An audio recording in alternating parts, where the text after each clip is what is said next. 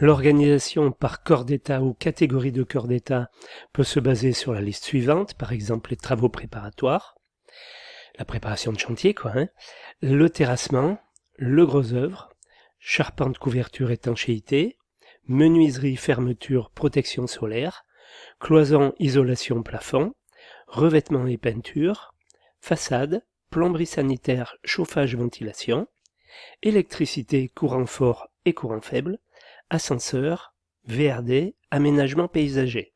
Ça, voilà un plan beaucoup plus pratique et qui vous parle beaucoup plus et qui vous permet de rien oublier, par exemple. Cette organisation préfigure celle qui sera faite par l'eau lors de la description des ouvrages en APD. Elle permet une gestion en amont des contenus des lots et des interfaces. Cette méthode convient particulièrement aux dossiers complexes. Donc moi, c'est plutôt ça que je vous conseille. Donc, nota 1, on peut aussi être amené à faire une classification par type de travaux, puis par corps d'état ou catégorie de corps d'état. Par exemple, voici un exemple, adaptation au sol, travaux préparatoires, terrassement, puis structure, maçonnerie en béton armé, charpente métallique, etc. etc. Voilà. Donc ça peut se faire aussi. C'est une façon d'aller un peu plus loin que ça. Voilà. Ou une autre façon que ce modèle-là. À vous de voir, vous prenez celui qui vous intéresse, et puis celui surtout qui vous parle et qui est le plus adapté à votre méthode à vous.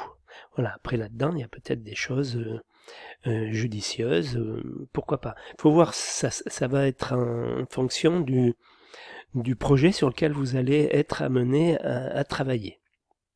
Voilà. Nota 2, on vous dit on peut rajouter un corps d'état déconstruction au cas où le terrain sur lequel se situe le projet serait déjà bâti.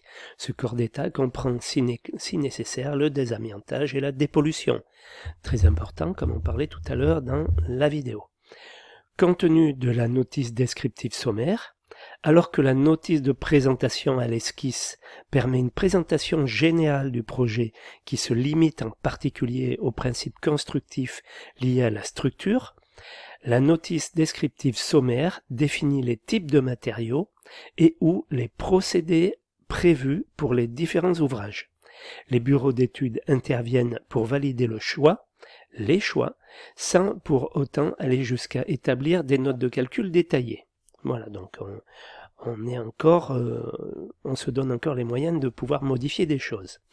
La notice descriptive sommaire est encore prescriptive, mais oriente le projet avec suffisamment de précision pour ne pas laisser de place à des doutes ou interprétations. Elle prépare la future description des ouvrages, qui donnera des informations détaillées sur les lots et les ouvrages élémentaires. Associée au plan, cette notice sert à l'élaboration de l'estimation provisoire du coût prévisionnel des travaux. Celle-ci doit être rigoureuse, ce qui n'est possible que si la notice est suffisamment précise sur les choix techniques. Ceux-ci peuvent être ajustés lors de l'évolution du projet, mais sans en modifier la valeur économique. Après, on vous propose un exercice mais qui peut également vous donner une façon de comprendre les choses. Voilà. Donc, présentation du projet. Le projet concerne la réalisation dans la zone industrielle d'un bâtiment destiné à fournir à des PME les locaux dont elles ont besoin. Voilà. Donc, on va dire de la logistique du bâtiment tertiaire. Au rez-de-chaussée, on a un restaurant avec une cuisine et une salle de restauration. À l'étage, des bureaux à louer et une mezzanine pour du stockage. Zone de stockage au rez-de-chaussée sauf zone restaurant plus mezzanine de l'étage. Toiture, production d'électricité. Voilà. Nota, ne font pas partie du présent projet les aménagements, la finition, la décoration des bureaux, les aménagements techniques du restaurant. Donc, liste des choix techniques effectués, on vous précise ici un tas de choses, je vous laisserai regarder ça, c'est quand même intéressant. Et puis ensuite, les questions, repérées dans la liste des travaux selon le modèle suivant, adaptation sur les structures, protection du bâti, lots architecturaux, lots techniques, aménagement extérieur, conseille, surligner chaque type de travaux d'une couleur différente. Donc déjà, il faut voir qu'est-ce qu'il y est, de quoi il est question dans la liste du dessus là. Puis classer la liste des choix techniques par corps d'état pour obtenir la structure suivante. Adaptation au sol et structure, on a terrassement, maçonnerie et charpente. Et petit à petit, après, il faut, voilà, on vous donne un exemple de ce que vous auriez dû mettre, par exemple, adaptation au sol et structure, terrassement, suppression d'une partie de la végétalisation existante, décapage et création d'une aire plane, fouille en rigole et fouille en trou, fouille pour canalisation sous l'emprise du bâtiment. Voilà.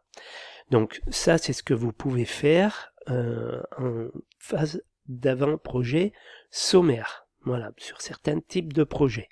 À voir après, par la suite, pour l'avant-projet définitif.